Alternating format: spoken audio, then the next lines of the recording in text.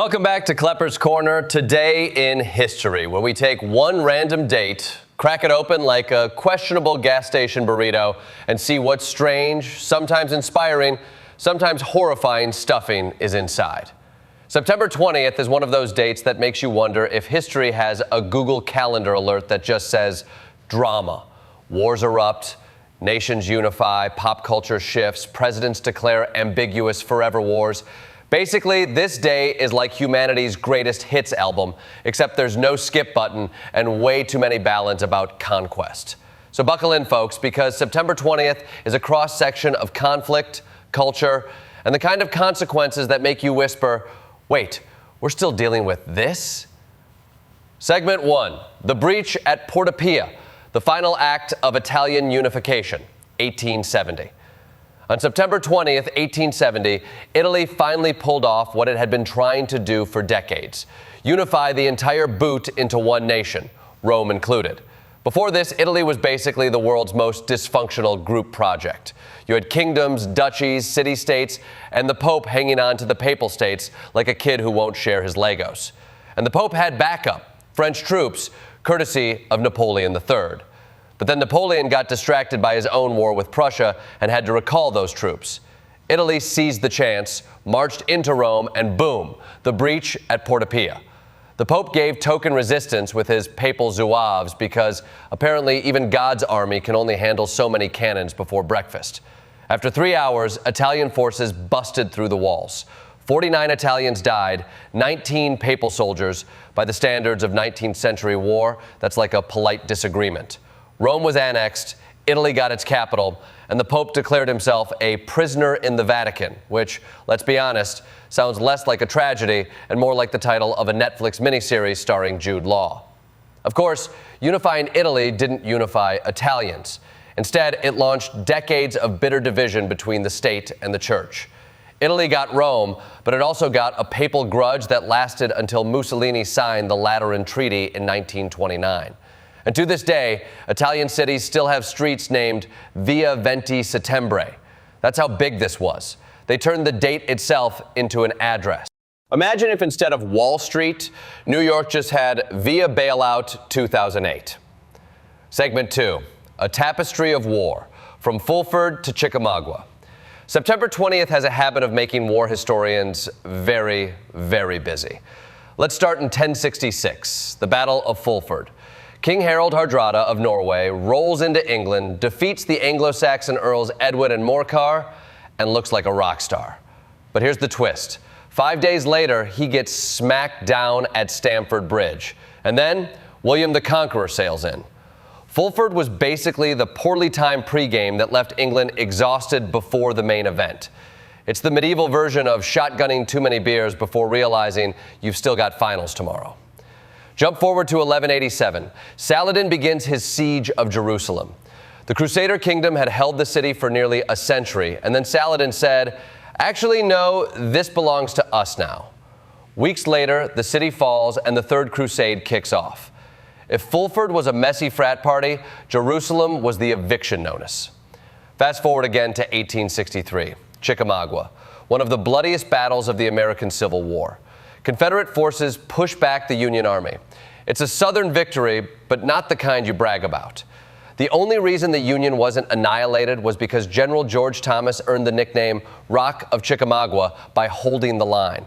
Picture one guy being so stubborn he turns an entire military defeat into a survival story. That's the Civil War equivalent of being the only person in your group project who actually does the reading. Segment 3. The Battle of the Sexes, a serve for equality, 1973. September 20th, 1973, the Houston Astrodome. Billie Jean King versus Bobby Riggs in the most gloriously absurd yet incredibly important tennis match in history. Riggs was 55, a former champ turned self-proclaimed male chauvinist pig. He taunted women athletes, claimed they belonged in the kitchen, and challenged King. She accepted because she knew if she lost, women's sports could get set back 50 years. No pressure.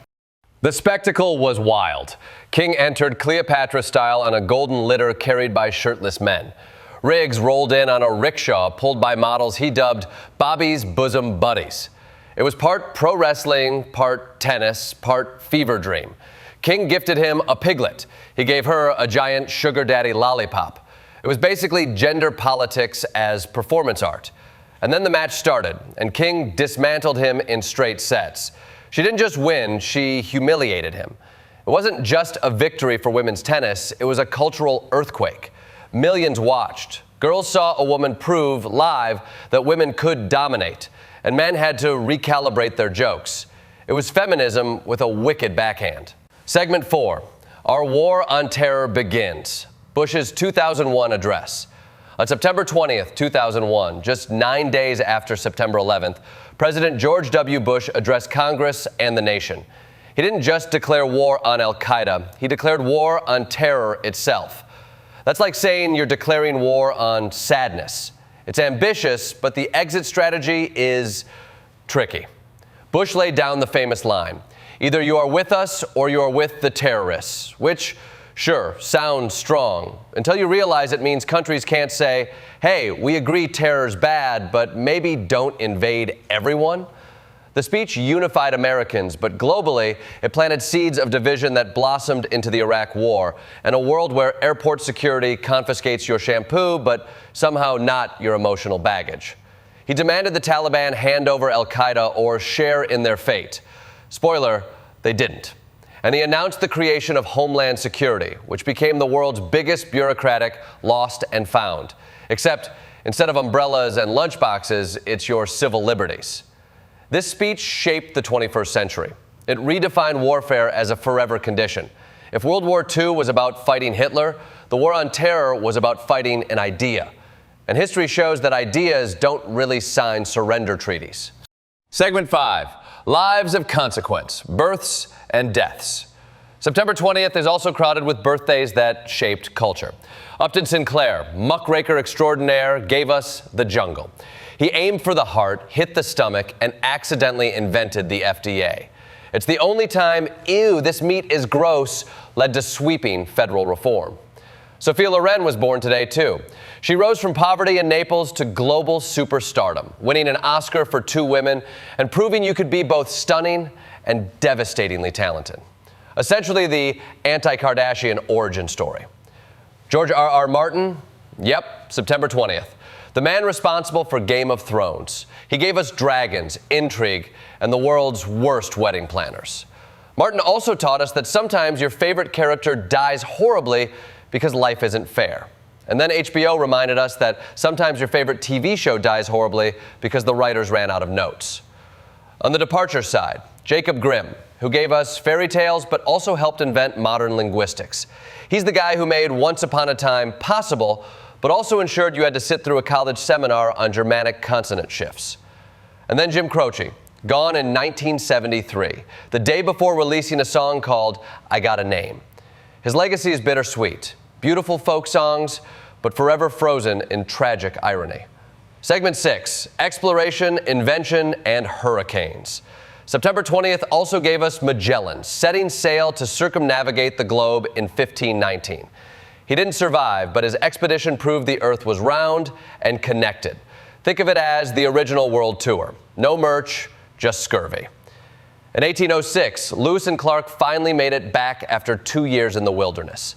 They returned to La Charrette, Missouri, the first white settlement they'd seen since leaving. Basically, they walked into town like, we've got maps, journals, and oh my God, does anyone have coffee? And in 1893, the Duryea brothers tested America's first gas-powered car. It sputtered, broke, and then crawled half a mile. Yet from that clunky start came Ford, freeways, and rush hour. Every traffic jam you've sat in, blame the Duryeas. Of course, not every September 20th story is triumphant. In 2017, Hurricane Maria hit Puerto Rico, killing nearly 3,000 people and sparking a humanitarian crisis.